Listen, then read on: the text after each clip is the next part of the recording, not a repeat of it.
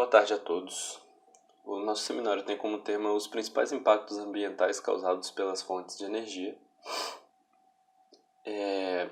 Os integrantes do grupo são eu, Davidson de Almeida, João Pedro Aguiar, Luísa Marisa e Samuel Natan.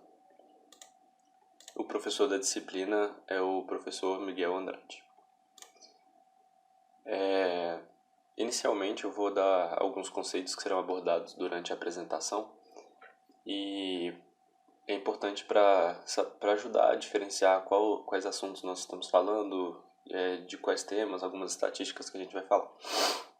Primeiramente, o que é energia? A energia é a capacidade de algo de realizar trabalho, ou seja, gerar força num determinado corpo, substância ou sistema físico. E dentro de energia se encontra, nós vamos abordar dois tópicos, que é a matriz energética e a matriz elétrica. Que apesar de parecerem conceitos bem semelhantes, eles têm algumas diferenças características que envolvem a sua fonte, de certo modo. Porque a matriz energética é a matriz que representa o conjunto de fontes de energia imediatamente disponíveis para a produção de energia ou gerar algum tipo de trabalho, como por exemplo combustível para carros, o gás para o fogão, até mesmo madeira para fazer uma fogueira. E a matriz elétrica, ela está voltada mais para o conjunto de fontes imediatamente disponíveis para a geração de energia elétrica, especificamente. Ou seja, a matriz elétrica é uma parte da matriz energética que está dentro de energia. E dentro das matrizes energéticas e matrizes elétricas, nós temos a divisão de matriz energética e elétrica renovável e não renovável, onde as renováveis são aquelas que vêm de recursos naturais que são naturalmente reabastecidos, como o sol, vento, chuva, ou alguns tipos de combustíveis biológicos, como a própria madeira. E os não renováveis, que eles dependem de processos geológicos, de deposição de solo e etc., ou até mesmo a formação de sistema solar para serem disponíveis no ambiente, como por exemplo o carvão mineral, o petróleo e o gás natural. Bem, sendo conceituados anteriormente o que é matriz energética e o que é matriz elétrica, eu irei falar agora um pouco sobre a distribuição da utilização desses recursos no mundo. Bem, o mundo ele possui uma matriz energética composta principalmente por fontes não renováveis, como o carvão, petróleo e o gás natural. Fontes renováveis como solar, eólica e geotérmica, por exemplo, juntas correspondem a apenas 1,6% da matriz energética mundial, sendo assim assinaladas no gráfico como outros. Somando a participação dessas energias com a energia hidráulica e da biomassa, as renováveis totalizam então 14% do total de matriz energética do mundo. Em relação ao Brasil, a energética é muito diferente da mundial. Por aqui, apesar do consumo de energia de fontes não renováveis ser maior do que as renováveis, usamos mais fontes renováveis do que no resto do mundo. Somando a lenha, o carvão vegetal, a hidráulica, derivados de cana e outras renováveis, nossas fontes renováveis totalizam então 42,9%, que é quase metade da nossa matriz energética. Sendo assim, comparando o consumo de energia proveniente de fontes renováveis e não renováveis no Brasil e no mundo, vamos obter esse seguinte gráfico. O mundo em si, então, utiliza 86% de energia não renovável e 14% renovável. Já no Brasil, 56,5% da energia consumida é não renovável e 43,5% é renovável. Então, ainda assim, o Brasil está em vantagem em questão da sua energética renovável. Agora, em relação à matriz elétrica, a geração de energia elétrica no mundo ela é baseada principalmente em combustíveis fósseis como carvão, óleo e gás natural e termoelétricas, principalmente o carvão. Agora, no Brasil, a matriz elétrica ela é ainda mais renovável do que a energética. Isso porque grande parte da energia elétrica gerada no Brasil vem de usinas hidroelétricas. A energia eólica ela também vem crescendo bastante, contribuindo para que nossa matriz elétrica continue sendo, em sua maior parte, renovável. Comparando de novo a utilização de fontes renováveis e não renováveis para geração de energia elétrica no Brasil e no mundo, obtemos os seguintes gráficos. O mundo ele utiliza 76% da produção de energia que é não renovável e 24% renovável. Já o Brasil, com um grande valor de 82% de energia renovável, a produção é renovável, e 18% de não renovável. E para falar um pouco sobre os impactos causados pelas fontes de energias, nós selecionamos as 5 principais fontes de energia do Brasil, quais são suas vantagens e os seus impactos. A primeira energia que a gente vai falar é a energia hidrelétrica. A produção da energia hidrelétrica, ela consiste no processo de transformação de energia potencial, cinética e mecânica. Em outras palavras, a usina hidrelétrica ela aproveita a energia hidráulica, que são a força das águas, onde essa força, essa água, ela é direcionada para as turbinas de um gerador, onde ele é responsável em transformar essa energia potencial, cinética e mecânica em energia elétrica. No Brasil, mais de 90% da energia elétrica ela é produzida e fornecida pelas usinas hidrelétricas. E isso se dá pelo grande número de rios que existem no nosso país, facilitando a instalação dessas usinas. Apesar de ser considerada uma energia renovável limpa, porque ela não emite poluentes na atmosfera, é necessário levar em conta que a sua construção, e no momento da sua construção, ela pode acarretar alguns impactos ambientais. E aí a gente pode citar 3. O primeiro é o alagamento das áreas, e esse alagamento ele gera outros problemas também, como destruição dos ecossistemas, que é a fauna, a flora, o solo, como exemplo, extinção de espécies, destruição de comunidades ribeirinhas, quilombolas, indígenas ou qualquer outra comunidade que mora ali perto. Ele também pode danificar as vias públicas e pode causar modificação do trânsito devido à circulação de veículos pesados para levar os materiais para construir. Também afeta o clima como segundo impacto, e ele afeta o clima alterando a umidade, a temperatura, a evaporação, vento, precipitação. Então, são vários pontos que ele atinge. E, além disso, ele pode ocorrer também o rompimento dessas barragens. Esse não é um problema, é pouco frequente, ele não acontece muito, mas é possível. E, se ocorrer, pode causar grandes inundações. Então, nesse sentido, é muito importante ressaltar que para a construção de uma usina hidrelétrica precisa ser muito pensado o local que vai ser construído, se está afastado ou não de centros urbanos, porque isso pode causar muitos problemas se for instalado perto de centros urbanos, porque pode alagar locais com alto número de população. E então tem que ser muito planejada essa instalação de usina hidrelétrica.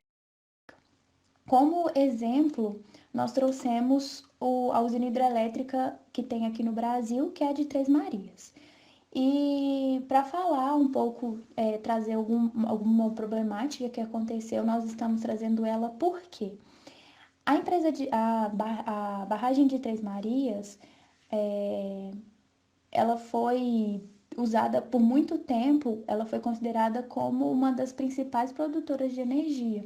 Só que isso tem diminuído um pouco, porque pensando no seu baixo volume de energia que é gerado e a sua área de inundação, a gente pode ver que ela não vem sendo tão eficaz. Então, ela tem ganhado, tem sido taxada um pouco como obsoleta. A próxima energia que a gente vai tratar é a energia termoelétrica. A energia termoelétrica, ela é toda e qualquer energia que é produzida por uma central, cujo funcionamento ocorre a partir da geração de um calor. E esse calor é resultado de uma queima de um combustível, sendo ele sólido, líquido ou gasoso. Os principais combustíveis que são utilizados para a realização dessa queima, para a geração desse calor, são o carvão mineral, a nafta, o petróleo, o gás natural e, em alguns casos, também é utilizada a biomassa. Quando se trata do funcionamento de uma usina hidrelétrica, ela vai ocorrer da seguinte forma. A queima do combustível, ela propicia o aquecimento de uma água que está armazenada em um reservatório. E essa água que está em estado líquido passa para o estado gasoso, forma de vapor, e por essa vez esse vapor ele é direcionado para as turbinas de um gerador que é responsável pela produção da eletricidade. E quando a gente compara as usinas hidroelétricas com a termoelétrica, a gente pode chegar em algumas conclusões, alguns parâmetros. Por quê? A usina de energia de termoelétrica, elas são mais rápidas de se construir.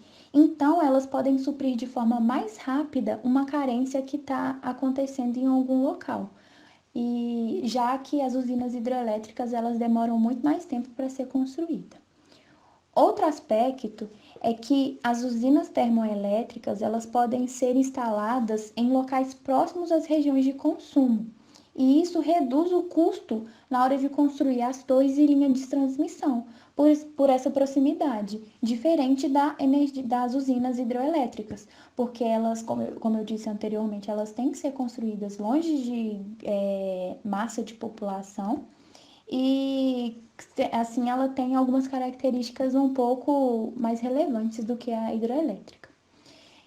Mas quando a gente pensa no impacto negativo causado pela energia termoelétrica, a gente pensa diretamente no fato de usar o combustível fóssil para queima, para gerar essa energia.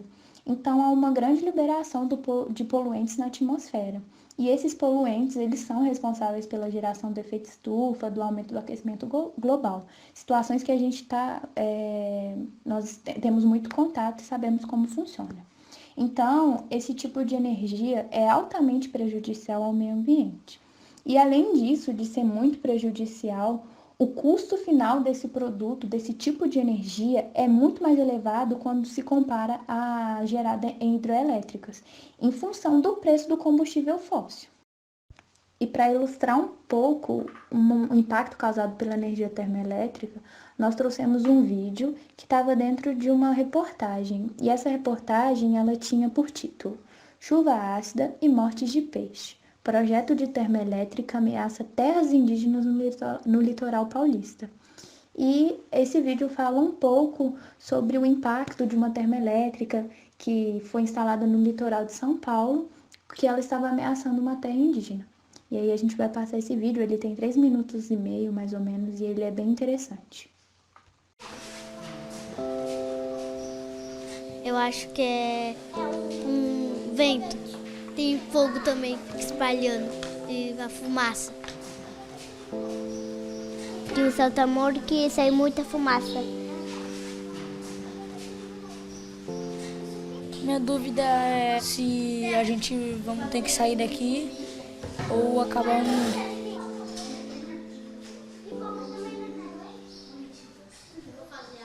Quais os impactos que vocês acham que a usina termoelétrica vai causar em Peruíbe e na nossa aldeia?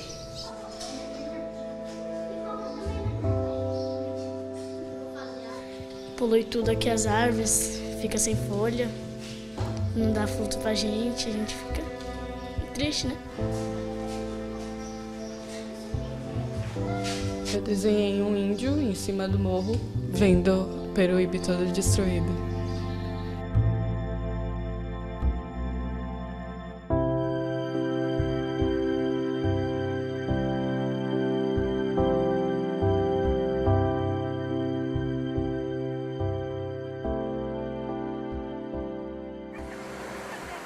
Ainda falta esclarecer muitas coisas, porque começou só isso, vai ter uma usina, ponto, e ninguém sabe o que é. Existem bastante dúvidas. A gente está tentando entender o que vai ser, quais os impactos mesmo que vai trazer para a natureza. Eles passam uma imagem que é bom, que vai trazer emprego. Só que eu acho que não é isso. Eles não estão mostrando a verdade. Por que esconder? É porque se eles contarem a verdade, ninguém vai querer. Eles lançaram esse panfleto no qual eles dizem que o projeto não vai alterar a qualidade do ar, que não vai provocar chuva ácida. Eles falam em compensação da atividade pesqueira, sendo que no próprio estudo está escrito que eles vão inviabilizar a pesca. As informações que a empresa passa, elas não são idôneas.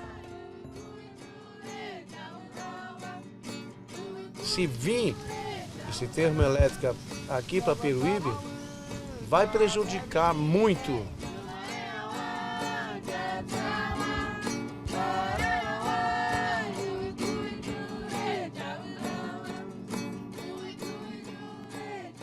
Essa luta vai ser muito grande, né? Mas eu creio que a gente vai vencer, porque já vencemos muitas lutas, né?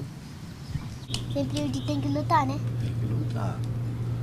Sempre falo para vocês, a gente nunca conseguiu nada de mão beijada. Então é importante que vocês prestem atenção quando se falam sobre termoelétrica, sobre o que vai causar na natureza, porque são vocês que vão tomar a frente amanhã. Vocês vão lembrar da luta que nós tivemos, como a gente lembra das lutas dos nossos antepassados, porque a gente vai morrer, mas a luta vai continuar.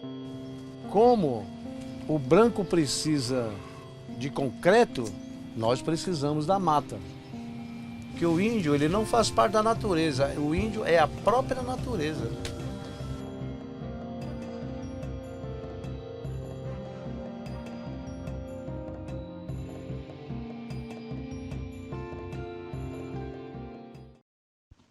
E agora a gente vai falar sobre a terceira energia, que é a energia nuclear.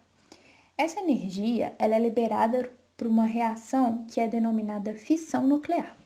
Ela acontece no reator nuclear, onde, neste local, os núcleos dos átomos eles se bombardeiam um contra os outros e provocam o rompimento de seu núcleo. E quando esse núcleo é rompido, há liberação de energia. E esse processo, então, ele resulta em radiação e calor. Quando a gente pensa na matéria-prima que é utilizada na produção da energia nuclear, é o urânio. O urânio ele é um metal pesado e radioativo. E seu uso ele sempre foi muito questionado, porque além de ser uma problematização as pessoas lidarem com o urânio dentro da fabricação, antes mesmo na sua coleta, na extração do urânio, já pode haver contaminação e depois se encontra uma dificuldade no depósito final dos rejeitos radioativos, já que o urânio ele perde a sua capacidade total de produzir energia e ele é descartado. Um adendo que eu quero fazer sobre a energia anterior que a gente falou, que é a termoelétrica, que também se encaixa na energia nuclear, é o fato do lançamento, de ter o lançamento no corpos d'água da água quente que é utilizada para o resfriamento dessas duas energias, tanto a nuclear quanto a térmica. Então, lança-se em corpos d'água que estão em torno do local essa água quente, mudando totalmente a temperatura da água daquele local, prejudicando a biodiversidade. E no caso das usinas nucleares do Brasil, o rejeito de calor dessa água quente é lançado ao mar. E para exemplificar os impactos causados pela energia nuclear, nós trouxemos 2 desastres que aconteceram, que foi o de Chernobyl e o de Fukushima. Cerca de 8.000 quilômetros e 25 anos separam esses 2 desastres, onde o de Chernobyl aconteceu na Ucrânia e o de Fukushima aconteceu no Japão, mas ambos causados por uma usina nuclear. A explosão do reator de Chernobyl, que aconteceu dia 26 de abril de 1986, resultou em uma experiência que estava sendo realizada por trabalhadores na central. Já a crise de Fukushima, ela foi desencadeada por um terremoto e posteriormente por um tsunami e tudo isso aconteceu dia 11 de março de 2011. Os perigos de uma potencial onda gigante atingir o local e causar um desastre já tinham sido levados em consideração anteriormente, mas eles foram ignorados e ninguém levou a sério. Tanto o desastre de Chernobyl quanto o de Fukushima, eles obtiveram a classificação de nível 7 na escala internacional de acidentes nucleares, que é o nível mais alto, o nível mais elevado correspondente a acidentes graves. E devido à localização, a explosão de Chernobyl fez com que a contaminação se espalhasse não só pelo país, e sim pelos países vizinhos. E uma nuvem radioativa se espalhou por toda a Europa. E a radiação de Fukushima, ela continua ainda assim a se infiltrar nos oceanos através das águas subterrâneas. E até hoje é encontrado núcleos radioativos por todo o Oceano Pacífico. Então a gente pode ver a grandiosidade, como que afeta não só o país, mas países vizinhos, esse tipo de desastre quando é causado um desastre de energia nuclear. Bom, energia eólica.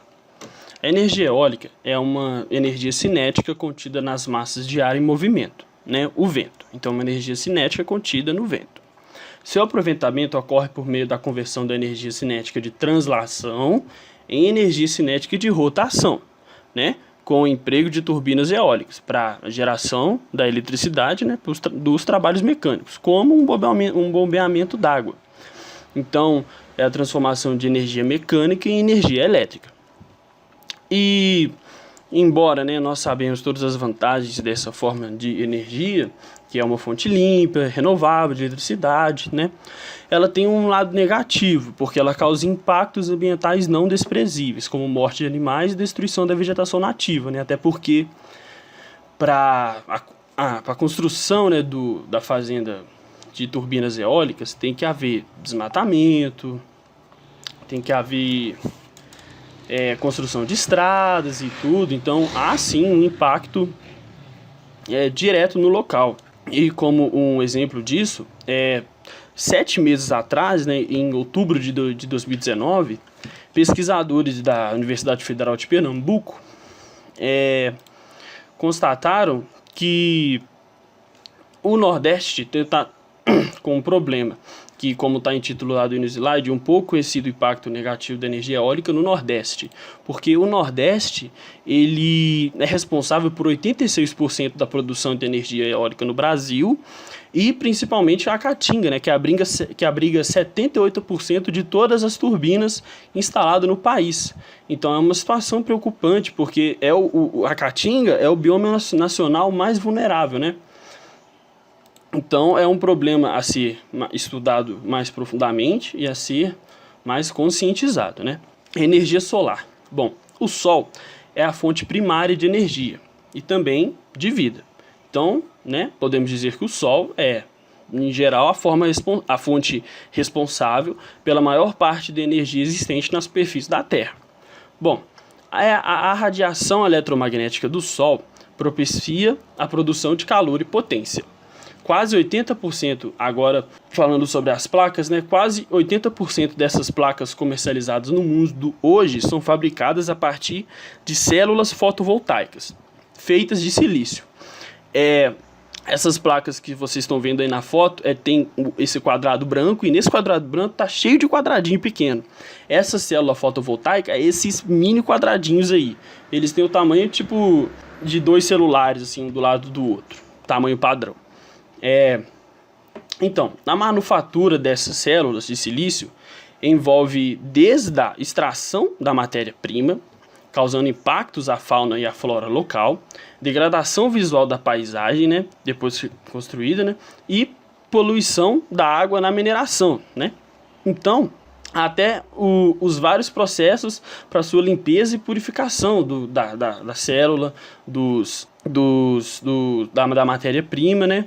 Então, nesses processos de limpeza e purificação, emitem pó sílica na fundição, emissão de hexafluoreto de enxofre e tetracloreto de silício na purificação, assim como o uso de produtos químicos como ácido clorídrico, sulfúrico, nítrico, fluorídrico, acetona, que são altamente tóxicos, né? E ainda para a montagem dos módulos, são utilizados produtos nocivos ao meio ambiente, como chumbo, prata e alumínio. E no âmbito mais, na finalização, quando já constrói, né, essas usinas de energia solar, ela causa o impacto, né, que é o desmatamento, o impacto ao ecossistema local, impacto sonoro também, porque elas fazem barulho e mais. Então, outro exemplo, né, outra foto de uma usina. Então, aí esses impactos, e essas são nossas referências bibliográficas. Muito obrigado, agradeço a todos, uma boa tarde.